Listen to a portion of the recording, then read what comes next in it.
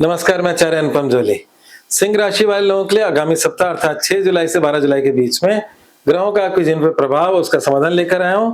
शुरुआत चंद्रमा से ही करते हैं। तो चंद्रमा का जो सफर है कुंभ राशि से लेके वृषभ राशि तक रहने वाला है।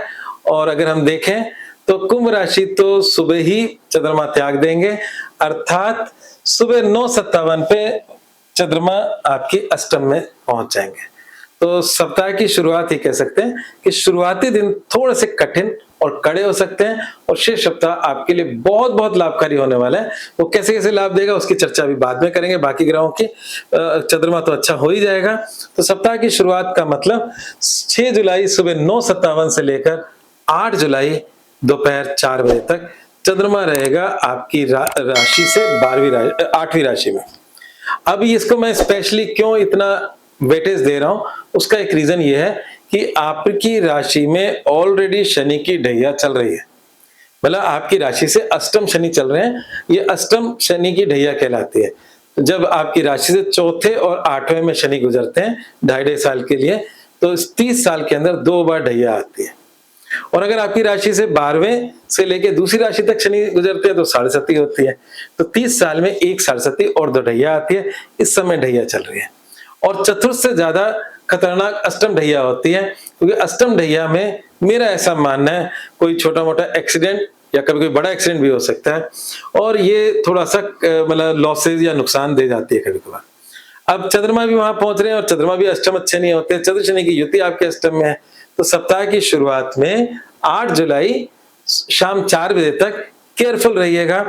कोई निवेश कर रहे हो तो संभल कर करिएगा, अगर आप यात्रा कर रहे हो तो संभल कर करिएगा, और अगर किसी भी प्रकार का जोखिम मत लो बस इस पीरियड में।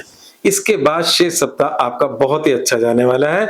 बाकी ग्रह तो आपके पक्ष के हैं ही, क्योंकि उसमें पक्ष क्या क्या हो रहा है उसकी चर्चा कर लेते हैं। तो सबसे बड़ा चेंज आ रहा है अभी इस हफ्ते, वो आ रहा है बुध का। बुध वक्री हो चुके हैं और वक्री होकर वो 7 जुलाई सुबह 10:47 पर यहां पर कर्क से वो मिथुन में चले जाएंगे। और मिथुन का बुध आपके लिए बहुत ही लाभकारी है। लाभ भाव में बुध का जाना आपके लाभ की वृद्धि करना है। तो वक्री होकर पीछे आ गए आपको लाभ देने के लिए वापस से, तो ये आपके लिए अच्छा है।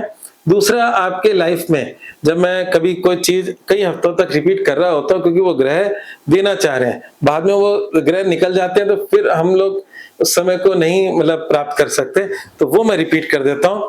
अभी फिलहाल इस हफ्ते तो मंगल की दृष्टि भी यहां पर है और गुरु की दृष्टि भी यहां पर है।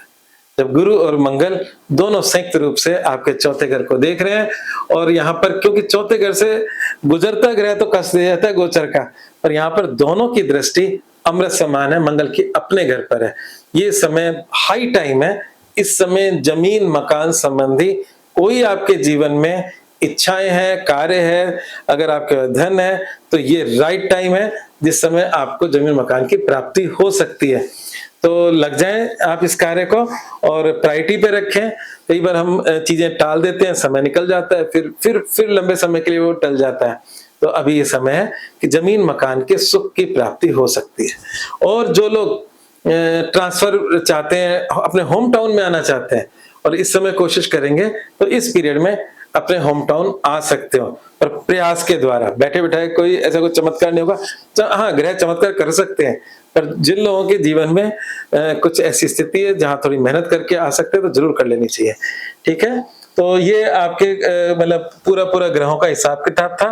तो सूर्य की बात कर लेते हैं, क्योंकि सूर्य का परिवर्तन भी अगले हफ्ते हो ही जाएगा। शायद 16 जुलाई को सूर्य चेंज हो रहे हैं, पर जब तक सूर्य आपकी इनकम में है और बुध भी आ रहे हैं, तो ये हफ्ता मैंने जैसे कहा था कि सप्ताह की शुरुआत के चंद्रमा के दिन को छोड़कर, मतलब जो मीन राशि के चंद्रमा को छोड़कर 6 सप्ताह आपके लिए बल्ले बल्ले है, क्योंकि आपकी इनकम में बुध पहुंच रहे हैं, सूर्य वहां बैठे हैं, अगले हफ्ते सूर्य निकल जाएंगे।